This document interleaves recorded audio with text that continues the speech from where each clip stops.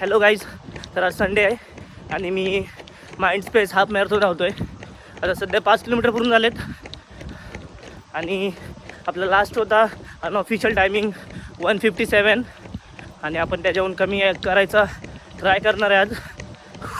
Let's see करू शकतोय का. आपले 7 किलोमीटर झालेले आहेत आणि आता मी घेणार आहे फर्स्ट जेल, कारण 1 महिना बिलकुल प्रॅक्टिस नव्हती माझी आफ्टर माय अल्ट्रा रन आणि आता माझी पूर्ण वाट लागली, त्यामुळे मला जेलची गरज आहे खूप. युटर्न घेतला आहे 8 किलोमीटरला आणि अजून आपले फक्त 13 किलोमीटर बाकी आहे. आपले 10 किलोमीटर झालेले आहेत आणि आपण सध्या अंडर 5:30 पर किलोमीटरच्या पेसनी चाललो आहे.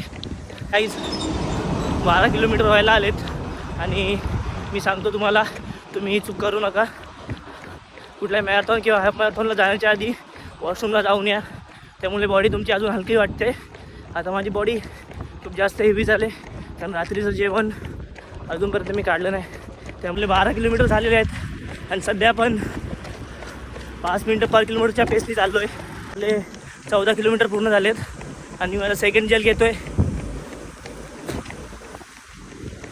17 किलोमीटर झालेले आहेत. Last 4 kilometre to go. Come on, let's go. 18 kilometre done. 20 kilometre complete.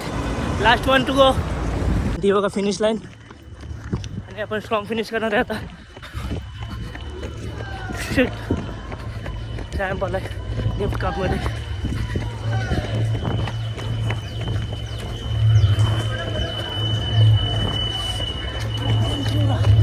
Guys, मी माझं official half marathon distance complete केलेलं आहे. आता तुम्ही बघू शकता किती वेळ लागला. आपण 1 तास 46 मिनटामध्ये पूर्ण केलं आहे 5 मिनटं पर किलोमीटरच्या पेसनी. ती अनऑफिशियल होता 1:57. तुम्ही बघू शकता, जो मी स्ट्रावर रेकॉर्ड केला होता एक 3 महिन्याआधी. मी केलेली चूक तुम्ही करू नका, कारण आता एंडच्या 50 मीटरला माझ्या दोन्ही काप्समध्ये क्रॅम्प आला. त्याचं कारण असं की गेल्या 1 महिन्यापासून मी कोणताही वर्कआउट नव्हता केला. तुम्ही जर बघितलं असेल माझे ब्लॉग, फक्त 2 वेळा मी वर्कआउट केला, त्यामुळे मला क्रॅम्प फेस करावं लागले आणि माझे दोन्ही थाईज लॉक झालेत, पूर्ण टाईट झालेत. आणि आता मेडल घेतो आपण.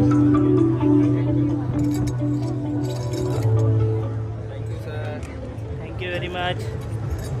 तर विदाऊट प्रॅक्टिस आपण हा टाईम आला आहे आपला. तर मला वाटतं जर 1 महिना रेग्युलर प्रॅक्टिस असती थोडी तरी आपण अंडर 1:30 आलोच असतो इझिली.